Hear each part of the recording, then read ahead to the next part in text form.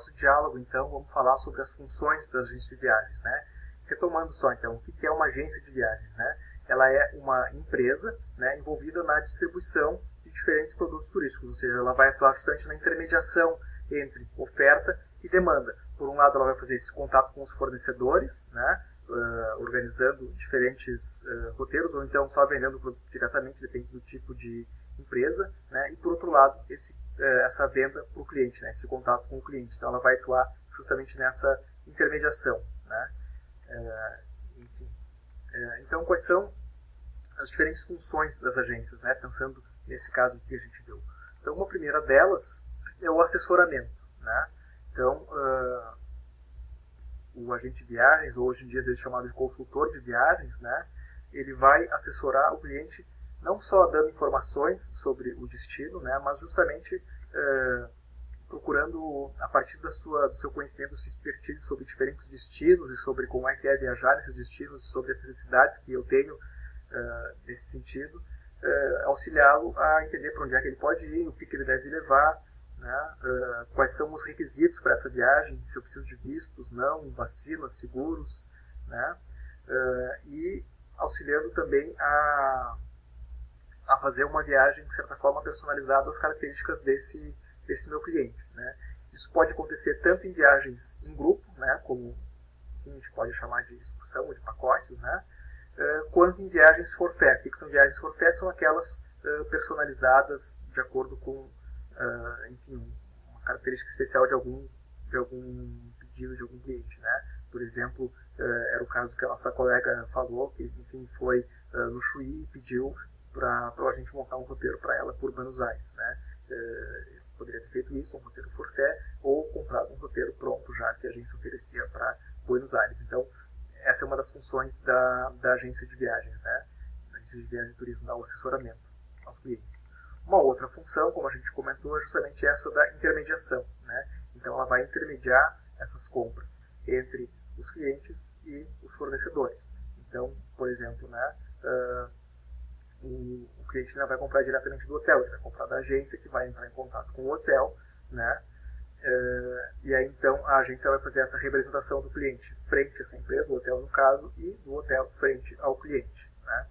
Então esse é o caráter de intermediação das agências de turismo, principalmente representadas numa função que as agências têm, que a gente chama de back office, né? Ou seja, o escritório dos fundos, ou a retaguarda, ou a cozinha, como a gente chama, né? Que é justamente esse contato com esses diferentes fornecedores, tá? Nesse sentido também, de intermediação, uma possibilidade, uma função da agência de turismo é apresentar alternativas financeiras, né? Como, por exemplo, entrar em contato com alguma operadora de crédito ou algum banco para que possa viabilizar essa viagem. Ou combinar diferentes serviços, né, ofertando um produto novo. Então, justamente essa é um pouco essa ideia do pacote, né? De eu combinar uma hospedagem, uma alimentação, com um transporte, oferecer algo novo nesse sentido. Além disso, também eu tenho essa função de gerenciar diferentes contas, né? E aí, principalmente em clientes de pessoa jurídica, como é que eu gerencio as diferentes necessidades de viagem de uma organização, né? Então, isso é um outro capítulo aqui nessas funções das agências de turismo em relação à intermediação. E nesse sentido, um termo específico da área, né, que é importante vocês conhecerem, é a ideia de voucher, né? O que é o voucher? Então, ele é um documento que vai me dar acesso, né, a um determinado bem ou serviço que eu contratei junto a uma agência, né? Aqui, por exemplo, um voucher de uma reserva para eu acessar o Museu do Vaticano, né? Então, tem um número, enfim, tem um número de reserva, e com esse documento aqui eu posso ter acesso àquele serviço, tá certo?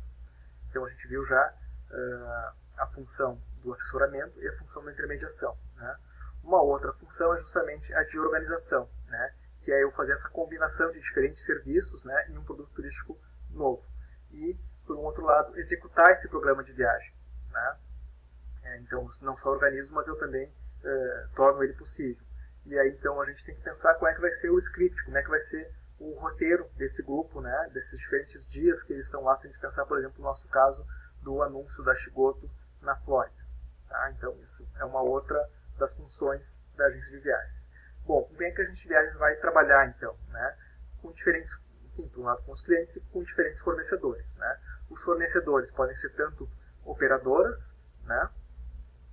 E a gente vai ver depois aqui um pouco a diferença entre operadoras e outros tipos de agência, né? Então vinculadas ao próprio, enfim, empresas que dão esse suporte no próprio destino, né? Seguradoras de viagem, né? A necessidade que eu tenho de ofertar um seguro saúde para qualquer pessoa que viaje, né? Caso venha acontecer algum sinistro no exterior, e até para eu entrar num outro país eu preciso ter esse seguro, né? Também atuam como distribuidora de ingressos, né? No caso, ingressos tanto de atrações culturais, como museus, como shows e outros tipos de espetáculo, com transportadoras, né? Que vão permitir esse deslocamento entre um local e outro, e também algumas agências operam com o serviço de casa de câmbio, né? No caso não exclusivo daí, mas também atualizam enfim, atuam, né? Perdão, nesse ramo, né? Na casa de câmbio, e além da casa de câmbio também muitas vezes na facilitação de trâmites de documentação, como passaporte e vistos, né? Então, se a gente era uma das questões que estava lá no Moodle, né?